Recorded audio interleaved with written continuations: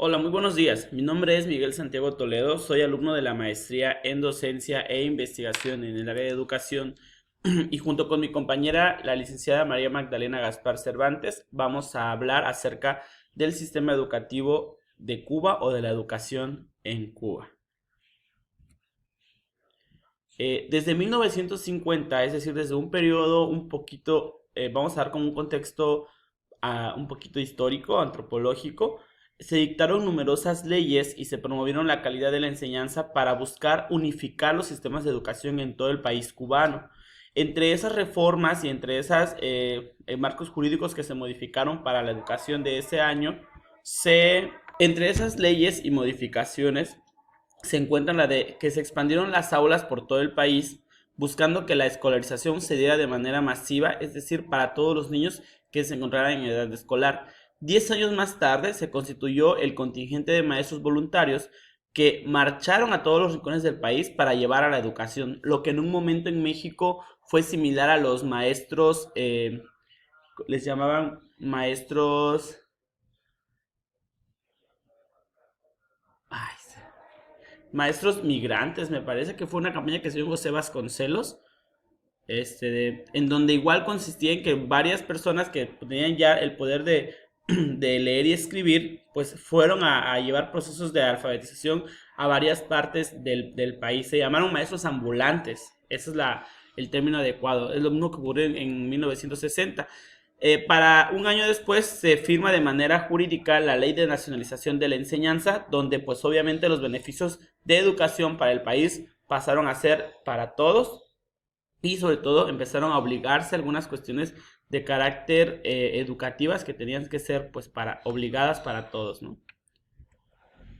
Es casi inevitable creer que el sistema educativo cubano pues tenga algunas características que lo hagan un mal sistema educativo. Sin embargo, se sabe por ende y por los resultados que ha dado en los estudiantes que pasan un proceso formativo en la educación de Cuba, que el sistema educativo cubano tiene cuestiones de excelencia muy bien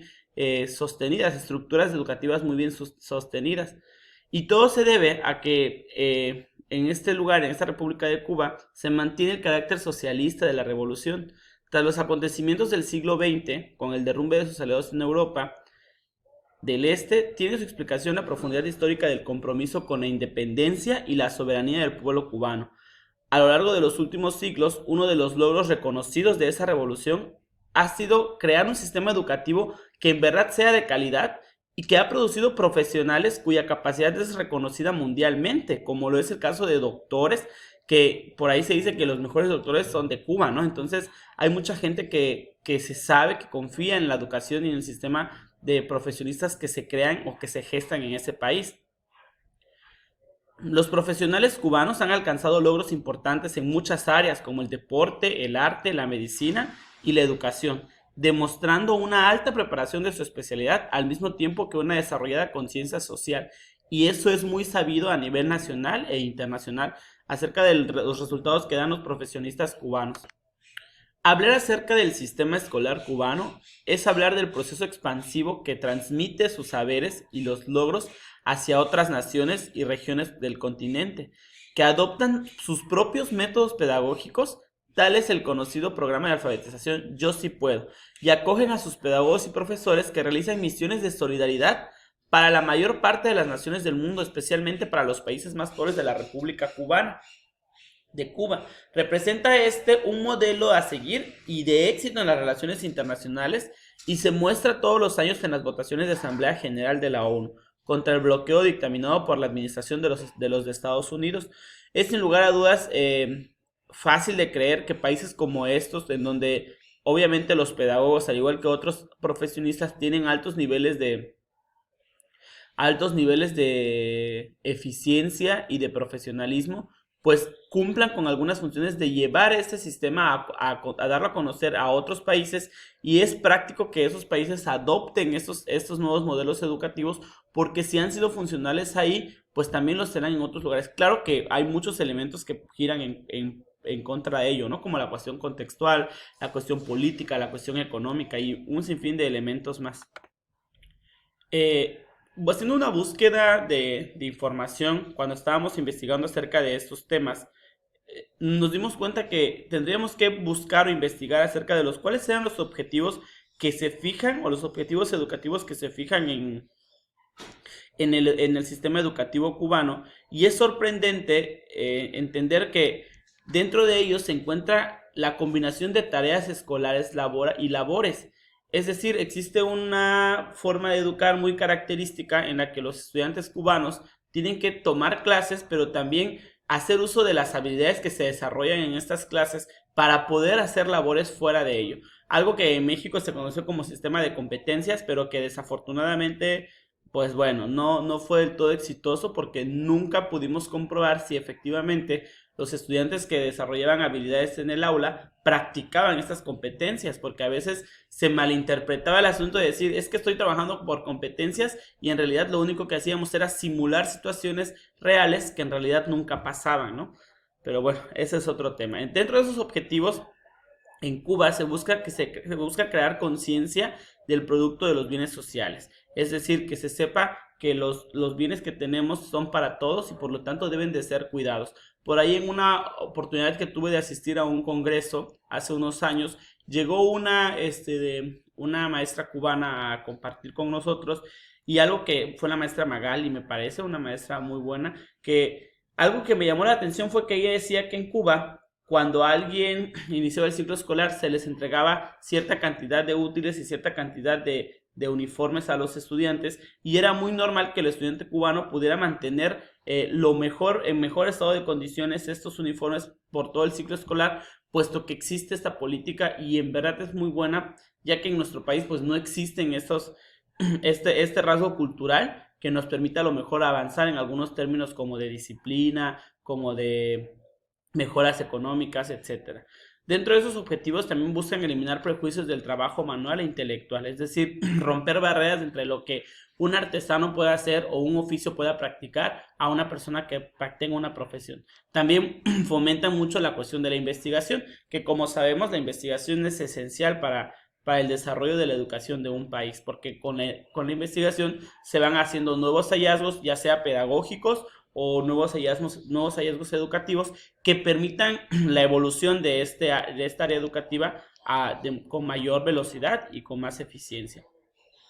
Un objetivo económico es que buscan integrar a la producción y al trabajo social la capacidad de los escolares, dosificando el tiempo de estudio y la participación en la producción en la jornada del estudiante. Es decir, se estipulan de manera adecuada el tiempo que el estudiante va a pasar en el aula.